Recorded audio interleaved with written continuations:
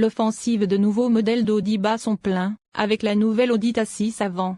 Lancée avant une berline qui devrait arriver dans quelques mois, la berline Premium pleine grandeur devait initialement prendre le nom d'A7, mais sera vendue sous le nom traditionnel d'A6, aux côtés de la version entièrement électrique A6 e-tron. Grâce à une stratégie de changement de cap de la firme allemande, elle sera initialement proposée avec 2 options de groupe motopropulseur ICE et 3 niveaux de finition en Europe, la gamme commençant à 55 000 € pour le TFSI Sport d'entrée de gamme, jusqu'à 68 000 € pour le TDI entièrement équipé en finition First Edition. Tous les modèles sont disponibles à la commande à partir du 1er avril, les voitures étant livrées aux clients à la mi-juin.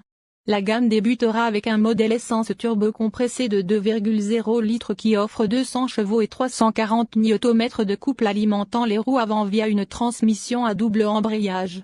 Le 0 à 100 km/h est accéléré en 8,3 secondes et atteint une vitesse maximale de 240 km/h.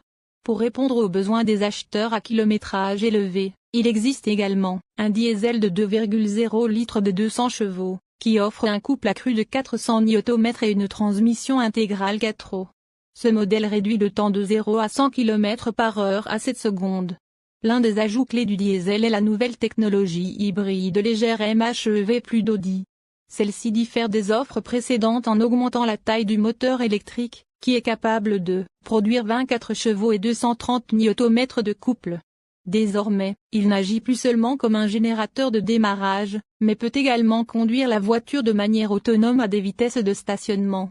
Le système est également capable de récupérer de l'énergie jusqu'à 25 kW, garantissant que la batterie lithium-ion compacte est toujours rechargée. Un diesel à traction avant et un V6 essence turbo compressé de 367 chevaux seront également disponibles sur d'autres marchés, tandis que la gamme britannique se diversifiera bientôt avec une gamme de groupes motopropulseurs hybrides et rechargeables, y compris ceux qui équiperont les modèles haute performance S6 et RS6 dont nous savons qu'ils sont en préparation. Audi n'a pas encore confirmé les cotes d'économie ou d'efficacité pour aucun des groupes motopropulseurs, mais comme la nouvelle A6 partage de nombreuses caractéristiques avec la 5 avant, nous pouvons faire une estimation éclairée de ce à quoi nous attendre. En termes de consommation, le modèle TFSI d'entrée de gamme de 200 chevaux devrait osciller autour de 50 à 70 km pour gallon, le diesel devant ajouter environ 16 km pour gallon au total, avec des chiffres dans les 70 à 90 km pour gallon possibles. La taille et le poids supplémentaires de l'A6 devront évidemment être pris en compte, mais grâce au coefficient de traînée glissant de la voiture, la différence devrait être subtile. En regardant son design agressif, il est clair qu'Audi n'a pas lésiné sur la version de base de l'A6 avant, car elle présente des passages de roues gonflés associés à une silhouette très élancée. Les 2 aligneurs d'Audi nous ont dit qu'en raison du passage des acheteurs de voitures familiales aux SUV tels que le Q7, ils ont pu donner à l'A6 avant une sensation beaucoup plus life-style qu'auparavant, en faisant des compromis sur l'espace de coffre ultime au profit d'un style amélioré. Cette forme élancée se traduit également par un faible coefficient de traînée de seulement 0,25, ce qui contribue à l'efficacité à grande vitesse.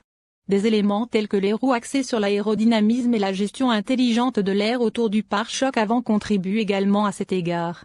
Mettez l'A6 avant côte à côte avec sa petite jumelle A5 et vous verrez que même si elles se ressemblent, elles sont proportionnées différemment.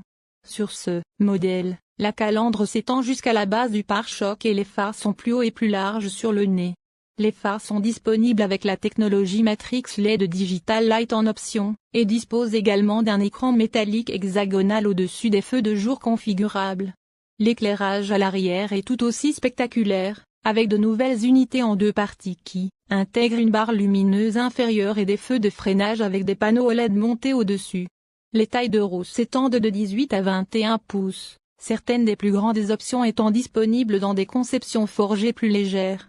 À l'intérieur, l'A6 a le poids de devoir rétablir la réputation autrefois convoitée d'Audi en matière d'offres d'intérieur haut de gamme, après que ces modèles récents aient été critiqués pour une baisse de qualité.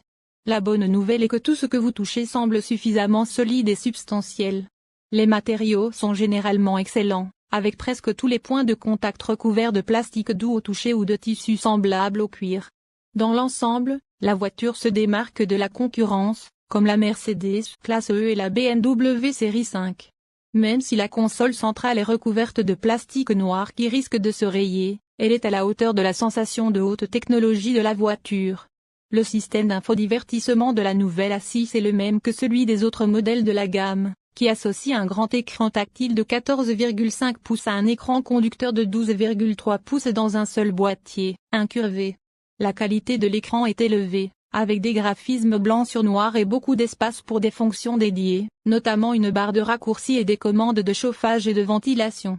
Audi a conservé certaines commandes physiques dans l'habitacle, avec des éléments tels qu'un bouton de volume, des modes de conduite et le bouton marche-barre-arrêt, tous facilement accessibles depuis la console centrale. De plus, un écran passager est installé dans les finitions haut de gamme. L'écran conducteur n'est plus aussi personnalisable qu'auparavant, mais sa réactivité et ses graphismes sont impressionnants. Le volant permet de contrôler le système, mais les boutons tactiles peuvent être gênants, car ils ne fonctionnent pas aussi bien que les molettes de défilement des modèles précédents. Apple CarPlay et Android Auto sans fil sont de série, et sur des versions haut de gamme, un écran passager supplémentaire sera inclus, offrant une gamme de fonctionnalités, telles que la possibilité de régler le GPS, de changer de média ou même de regarder des films. L'écran est également doté d'un filtre spécial qui signifie qu'il est impossible d'être vu depuis le siège conducteur, ce qui permet de regarder des films et des émissions de télévision en déplacement. S'il y a un compromis évident avec la nouvelle A6 avant, c'est l'abaissement spectaculaire de la ligne de toit. Par rapport à la Mercedes classe E nettement plus carrée et plus verticale, la 6 avant accuse un retard de près de 150 litres en termes de volume de coffre, avec une capacité de 503 litres. Ce volume peut être porté à 1564 litres avec la deuxième rangée abaissée, mais même dans ce cas, il reste près de 300 litres de moins que la Mercedes. Le coffre lui-même est carré, dispose d'un petit espace de rangement sous le plancher et est doté de nombreux crochets et autres petits ajouts pour le rendre aussi polyvalent que possible. La deuxième rangée de sièges peut être rabattue de série dans un rapport 42.22.40. La section centrale s'abaissant indépendamment pour permettre aux objets longs tels que les skis de s'adapter à 4 passagers en place. Audi lancera la 6 avec une gamme complète de kits de sécurité active et passive sous un même toit, appelé le pack d'assistance Drive en Park. Cela comprend un régulateur de vitesse adaptatif, la reconnaissance et l'alerte des panneaux de vitesse, une caméra arrière et un assistant de stationnement.